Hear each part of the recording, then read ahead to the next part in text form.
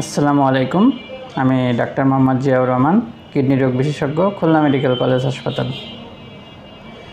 আমরা অনেক সময় অনেক ধরনের প্রশ্নের সম্মুখীন হয়ে থাকি, যেমন অনেক সময় রোগীর অ্যাটেন্ডেন্স বলে থাকে বা আশেপাশের লোকজন জিজ্ঞাসা করে যে ডাক্তার সাহেব, আমি কিভাবে বুঝবো যে আমার কিডনি ভালো আছে। তো সত্যিই আসলে কিভাবে বুঝবো যে আমার কিডনিটা ভালো আছে? আসলে কিডনি রোগ একটা নীরব ঘাতক এবং এসিমটোমেটিক, অর্থাৎ অনেক ক্ষেত্রে দেখা যায় কিডনি রোগের কোনো সিমটমই দেখা যায় না, কোনো লক্ষণই প্রকাশ পায় না। এটা এমন একটা রোগ, দেখা যাচ্ছে আমি বা আপনি আমরা দৈনন্দিন যেসব কাজকর্ম আছে সবই নর্মালভাবে করছি, যারা খেলাধুলা করে খেলাধুলা করছে, কিন্তু আসলে সে জানেই না যে তার কিডনি রোগ আছে। কারণ কি? কারণ হচ্ছে সে নিয়মিত চেক আপ করে না কিডনিটা। তো এটা কিডনি রোগ আসলে এমন একটা রোগ যে এটা আস্তে আস্তে আপনার কিডনির, যেটা আমরা সেরাম ক্রিয়েটিনিন বলে থাকি, এটা বাড়তে বাড়তে আস্তে আস্তে এমন পর্যায়ে যায় যখন সে বুঝতে পারে, তার লক্ষণ প্রকাশ পায়, তখন তার আর কিছুই করার থাকে না, হয় ডায়ালাইসিস করতে হয়, নাহলে কিডনি পাল্টাতে হয়। তো শেষ পর্যায়ে যে সে বুঝতে পারে যে তার কিডনি রোগ হয়েছে, তখন তার বিভিন্ন ধরনের লক্ষণ দেখা যায়। সারা শরীর ফুলে যায়, প্রস্রাব হয় না, বা ফ্যাকাশে হয়ে যায়, দুর্বল হয়ে যায়, খাওয়া দাওয়া করতে পারে না, বমি করে, সেক্ষেত্রে ডায়ালাইসিস করতে হয়। তো আমরা কিভাবে বুঝবো যে আমার কিডনি ভালো আছে? তো এটা আমরা কিছু রক্ত পরীক্ষার মাধ্যমে এবং প্রস্রাব পরীক্ষার মাধ্যমে বুঝতে পারি যে আমার কিডনিটা আসলে ভালো আছে কি নাই। সেক্ষেত্রে আমরা প্রস্রাব পরীক্ষার ভিতরে যেটা করে থাকি, যে ইউরিনে রুটিন মাইক্রোস্কোপি এক্সামিনেশন করে থাকি। এটা থেকে আমরা কি বুঝতে পারি যে প্রস্রাব দিয়ে আপনার কোনো প্রোটিন বের হয়ে যাচ্ছে কিনা। যদি প্রস্রাব দিয়ে প্রোটিন বের হয়ে যায়, তো কিডনিটা আপনার আস্তে আস্তে এটা কার্যক্ষমতা কমায় দেয়।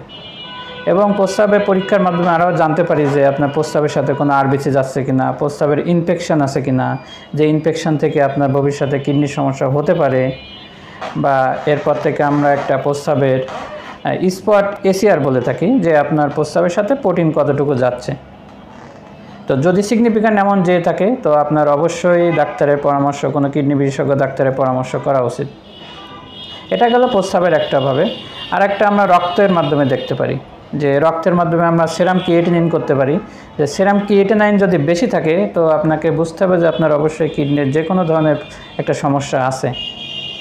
তাছাড়া আমরা রক্তের আরও কিছু পরীক্ষা করে থাকি, যেমন সেরাম ইলেকট্রোলাইট করে থাকি।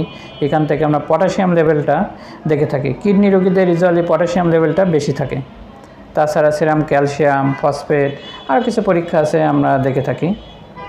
আরেকটা যেটা আমরা দেখে থাকি, আমরা রিনাল আল্ট্রাসাউন্ড, অর্থাৎ কিডনির আল্ট্রাসোনোগ্রাম করে থাকি। এটা থেকে আপনার যেমন কিডনির কোনো স্ট্রাকচারাল কোনো ড্যামেজ আছে কিনা এটা দেখতে পারি, যেমন কিডনির সাইজটা ঠিক আছে কিনা, কিডনির কর্টেক্স মেডুলা ঠিক আছে কিনা, কিডনিতে পানি আছে কিনা, অর্থাৎ কিডনিতে পানি আছে কিনা, কিডনি ফুলে গেছে কিনা, বা কিডনিতে কোনো ধরনের পাথর আছে কিনা, কিডনি বা প্রস্রাবের রাস্তায় আপনার কোনো পাথর আছে কিনা, এটা আমরা দেখতে পারি। তাছাড়া আমরা আরও দেখতে পারি যে বয়স্ক মানুষদের যাদের প্রোস্টেটের সমস্যা, দীর্ঘদিন ধরে প্রোস্টেটের সমস্যা থাকলে প্রস্রাব ক্লিয়ার হয় না, এরা থেকে কিডনি ফুলে যায়, কিডনি ফুলে আস্তে আস্তে কিডনির কার্যক্ষমতা কমে যায়।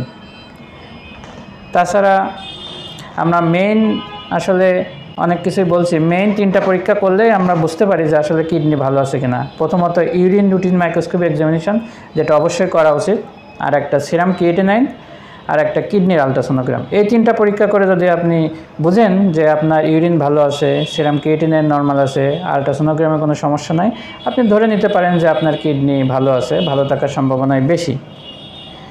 আবার আমাদের অনেক রোগী পেয়ে থাকি, সেক্ষেত্রে ডায়াবেটিস আছে, প্রেশার আছে।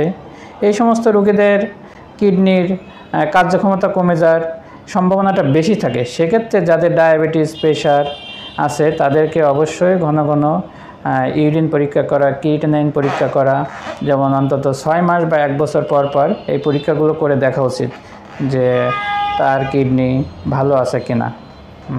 ধন্যবাদ। আসসালামু আলাইকুম।